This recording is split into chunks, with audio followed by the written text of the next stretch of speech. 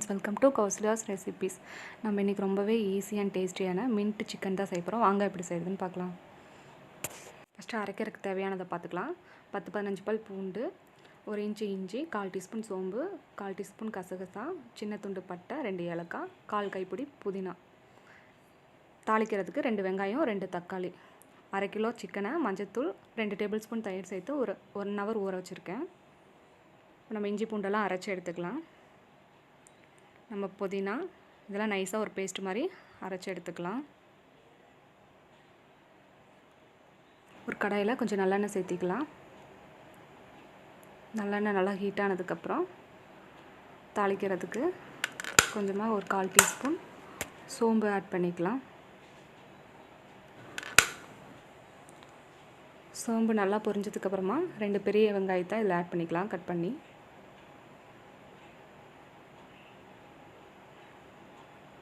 வெங்காயம் நல்லா colour change ஆகிற வரைக்கும் நல்லா வதக்கி விட்டுறலாம். வெங்காயம் நல்லா வதங்கிடுச்சு. இப்போ 2 தக்காளியை பொடியாக கட் பண்ணி ஆட் பண்ணிக்கலாம். தக்காளி கூட நம்ம அரைச்சி வச்சு பேஸ்ட் இதில் ஆட் பண்ணிக்கலாம்.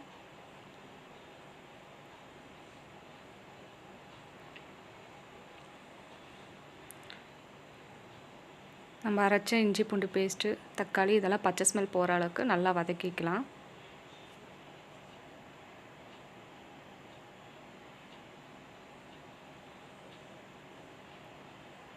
பேஸ்ட் நல்லா வதங்கிருச்சு. இப்போ நம்ம ஊற வச்ச சிக்கனை இதில் ஆட் பண்ணிக்கலாம்.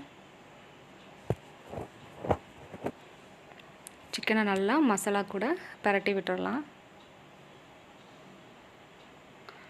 கொஞ்சம் தண்ணி ஆட் பண்ணிவிட்டு நல்லா மிக்ஸ் பண்ணி விட்டுறலாம். இப்போ ஒரு மூடி போட்டு ஒரு சிக்கனை வந்து நல்லா ஒரு 10 மினிட்ஸ் கொதிக்க வச்சிடலாம். 10 மினிட்ஸ் ஆயிடுச்சு. இப்போ ஓப்பன் பண்ணி பார்த்துக்கலாம். நம்ம சிக்கன் இப்போ பாதி வெந்திருக்கு. இப்போ இதில் வந்து காரத்துக்கு தகுந்த மாதிரி வரமிளகாத்தூள், 1 டேபிள் ஸ்பூன் மல்லித்தூள், 1 டேபிள் ஸ்பூன் சிக்கன் மசாலா தூள் இதில் ஆட் பண்ணிக்கலாம்.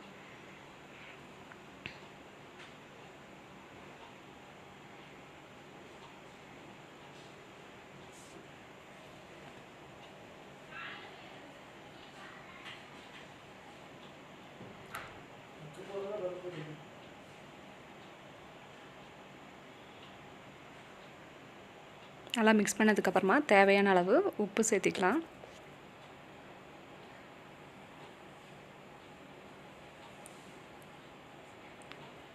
நம்ம கொஞ்சம் தேங்காயை ஸ்லைஸாக கட் பண்ணி வச்சுருக்கேன், அதை இதில் ஆட் பண்ணிக்கலாம்.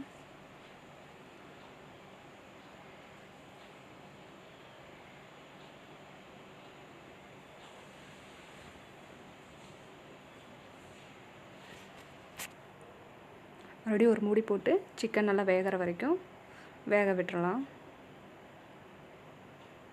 சிக்கன் நல்லா வெந்துருச்சு.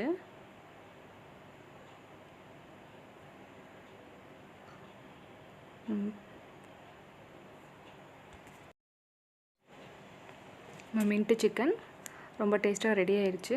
நீங்களும் வீட்டில் இந்த மாதிரி ட்ரை பண்ணி பாருங்கள். உங்களுக்கு என்னோடய ரெசிபி பிடிச்சிருந்ததுன்னா என்னோடய சேனலை சப்ஸ்கிரைப் பண்ணுங்கள், லைக் பண்ணுங்கள், ஷேர் பண்ணுங்கள், கமெண்ட் பண்ணுங்கள்.